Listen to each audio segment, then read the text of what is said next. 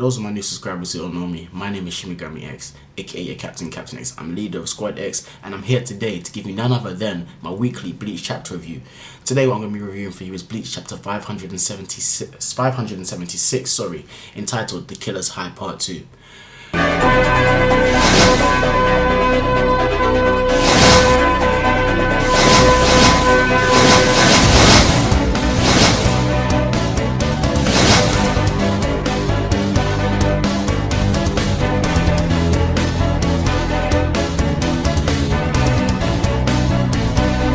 From the get-go, I'd like to say that the title of this chapter doesn't surprise me none whatsoever, simply because it fits with the theme of the chapter, because we're continuing the fight between Kenpachi Zaraki and Star Knight V, and also this isn't the first time we've had numbered chapters by Kubo.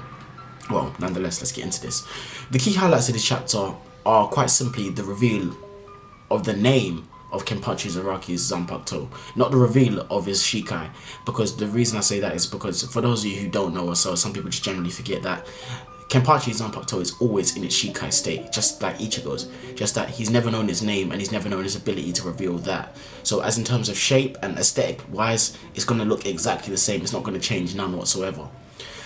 The most that they'll probably see is probably a gulf of spiritual pressure surrounding it, but as for the reveal of what his Shikai ability is, we don't know yet, which we're going to find out in probably the next maybe 2 chapters. I personally see this fight going on for maybe another 3 or 4 chapters, because we'll still get to see Star Knight V's Shikai ability.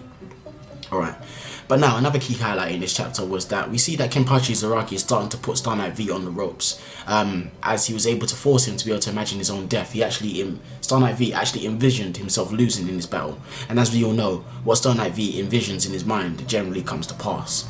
So Kenpachi kind of reminded him of this, and Star Knight V thanked him, saying that, you know, you shouldn't have done that. Kenpachi is stating like a badass that he normally is, that, you know what, I have no regrets. He's never had any regrets, which also shows that character development for him, because it shows that he has no regrets for killing Unohana. He has no regrets for anything that he's ever done in his life. It kind of illustrates, you know, the badass Kenpachi that we all know and grown to like, and, you know, just further develops his character. What we see, as I'm on the topic of development in terms of Kenpachi's character, I do think he has developed in terms of his battle strategy, because we see he's a lot more tactical than he used to be. Okay, maybe so much not a lot more, but slightly more, because before, like you said, he would just go around swinging like a brute, but in this chapter we see it's evident with Star Knight V that he's using opportunities to attack rather than just swinging, and sometimes not even blocking. He would actually wait for the opportunity, for the delay or the hesitation within Star Knight V's own attacks, to use that moment to attack, and that's where Kenpachi was cutting him up in this chapter. Okay, now as for Star Knight V himself, I do think he's beginning to go all out as in terms of how he is right now before he releases his final holy form. And the reason I say that is because he said that, you know, like basically one of his best powers is that he can recreate life, which is what he recreated. I believe the guy was called Grunel or something like that, the thing that he created before with that little dagger thing that attacked what's her name, Yachiru. So yeah, I did think like that's basically coming towards the extent of his powers as far as in his pre-final holy form state is, that is. So we see that he releases the meteor to basically destroy the entire of the Soul Society, or was it the Serite he said? I believe it was the Serite, but basically to destroy it all, to wipe it all out, which kind of would defy what Juha wants. Or actually no, tell a lie, that would actually go exactly in line with what Juha wants, because Hashwell said that Juha doesn't like war, and that he would like for the war to be ended as quickly as possible. So Grammy doing this is completely in line with Juha's wishes, so I don't see Juha having a problem with this, except the fact that Juha is in the Serite himself. Wouldn't that basically do a lot of damage to his majesty?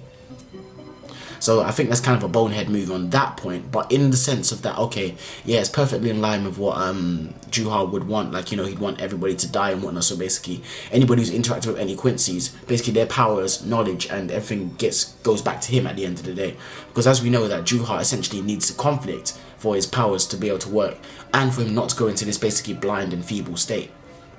So with all that being said, it seems like Star Knight V could possibly be one of the strongest of the Star Knight based on what his powers are, but I still think the most deadly Star Knights have yet to be revealed, or their powers have yet to be revealed, which is Star Knight D, Askin. For those of you who reminded me that, you know, he was Star Knight D, not C, thank you, because I did forget that in my last week's chapter, so I remembered this time. I still personally think Hashwell is stronger. I still think Hashwell is the strongest of the Star Knights.